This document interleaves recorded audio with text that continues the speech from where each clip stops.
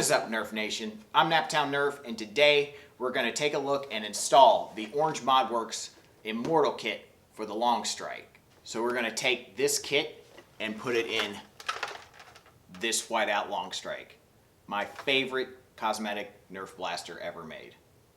I can't wait.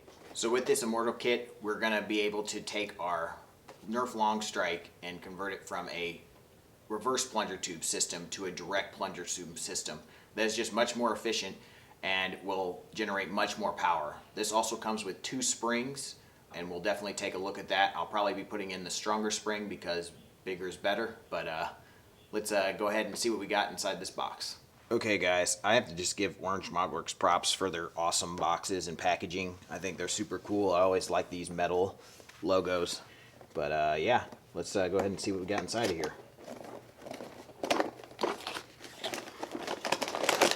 So everything just comes in a bag there, I guess, and then you got your product contents, and that's it.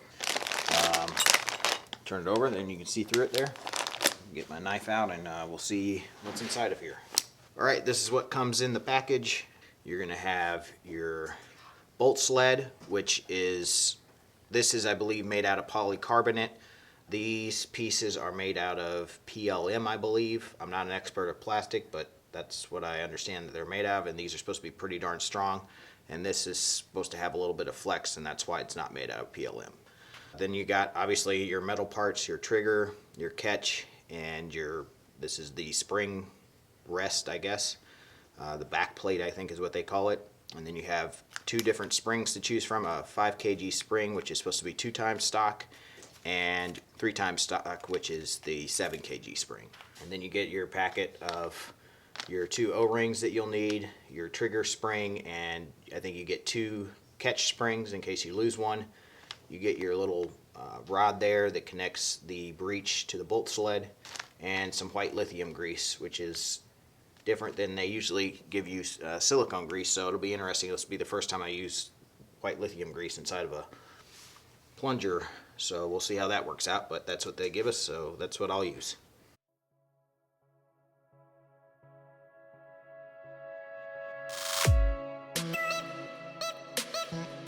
So it's nice and flush there. Once you get it in, try not to put pressure on the bolt sled.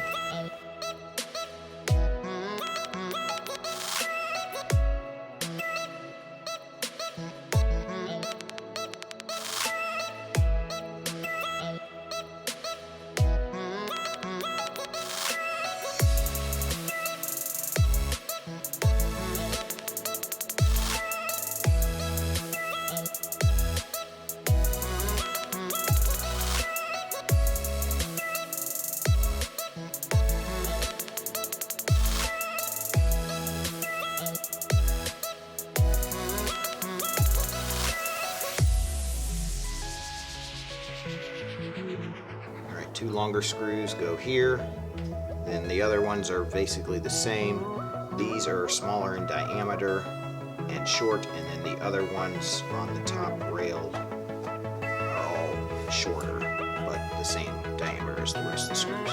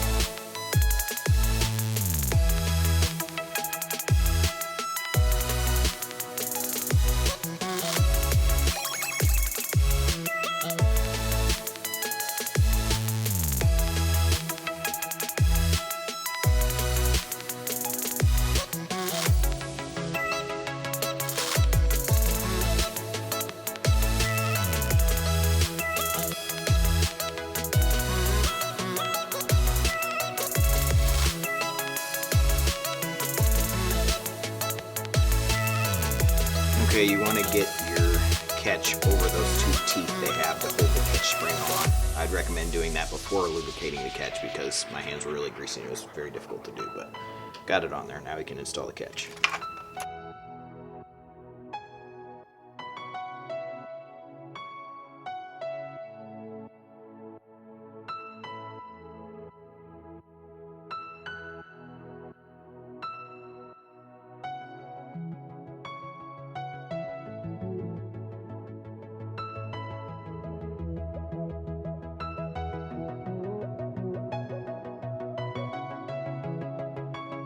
Alright, let's make this thing removable.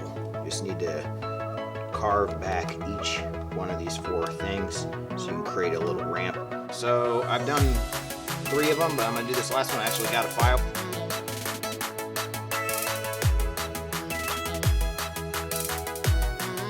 So there you go.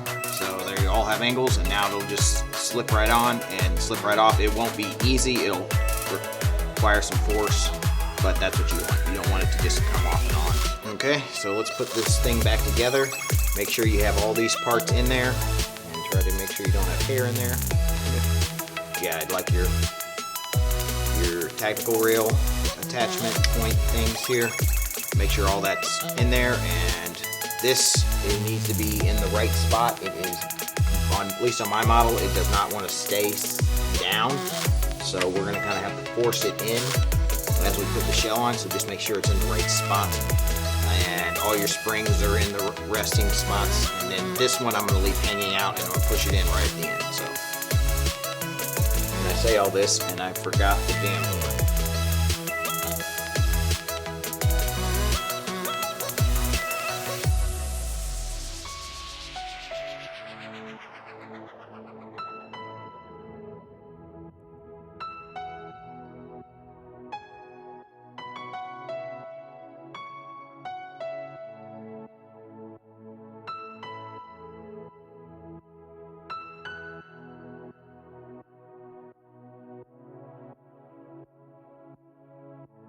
Okay, depending on how you like to prime your blaster, I would recommend putting the side with the bolt onto the side that you grip with.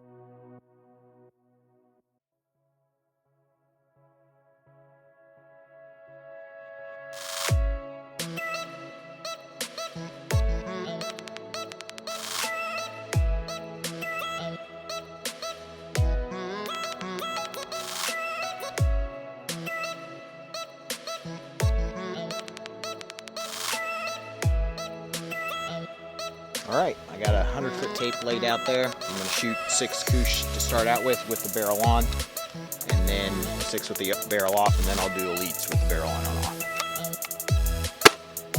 Now, whirly bird right off the bat. Let's hope they're not all like that. And that one curves to the left. There was a good shot.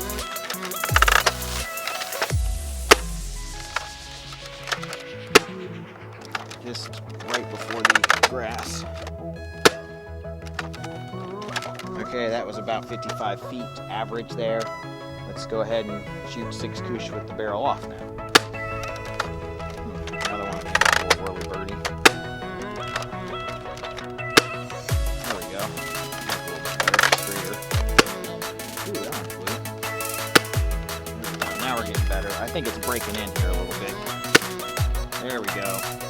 Those last 3 were much better. I think it might take a little bit to break this kit in. Okay, elite darts with the barrel on.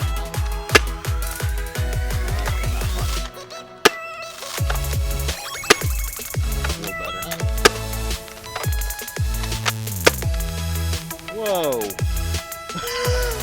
That thing took a U-turn to the left. I mean, that thing flew forever, but went way left. And it is quite a bit downhill also that direction. I don't even know if we can count that one. That one's so far off target.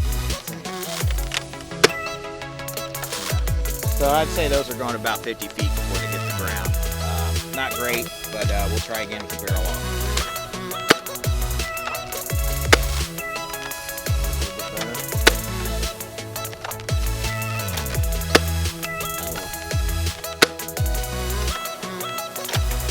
Super inaccurate.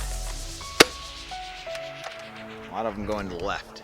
Okay, the elites with the barrel off, the longest was 76 feet, and then just behind that there was 2 at 69, and then the other ones were about that 55-foot range. Okay guys, this thing is awesome. I mean, this kit just really upped the power. I'm getting over 100 feet per second with elite darts. Couche darts were right around the same. With the barrel off anyways, I mean upper 100s, and then with the barrel on, you know, you lose a little bit there. Accuracy is still a little There's still a little left to be desired there, but I think with maybe some brass or something, this thing could be even more powerful and even more accurate, more like a sniper that it is supposed to be. So that might be a mod I do in the future, we'll see. But nevertheless, the kit was super easy to install. I highly recommend it if you love the Longstrike. I think it's something that is worth purchasing. It is expensive, but the amount of work and technology it took to create something like this, I understand why it's that price. Really wish Nerf would come out with the elite version of the Longstrike, but unfortunately they don't seem to do that. I mean, I think the Tri-Strike is the closest we're getting, and that just doesn't have the same look and feel as the Longstrike does, especially this Whiteout one. So I'm really happy that I was able to get this kit and put it in and make my Whiteout Longstrike what it really should be and what it deserves to be, in my opinion. Yeah, the ranges were between about 55 and 75 feet or so. It really just depended on how stable the dart stayed. The accuracy was pretty bad, so a lot of the darts seemed to come out with so much power they just go kind of straight into the ground. So that's a little unfortunate. I don't know, it may do better indoors. I'll have to test that out at the next war. I think it's a really cool kit, so if you're interested, I'll definitely put a link in the description box below as to where you can pick one of these up. Thank you guys so much for watching. Hope you enjoyed the build vlog and the review. As always, peace out.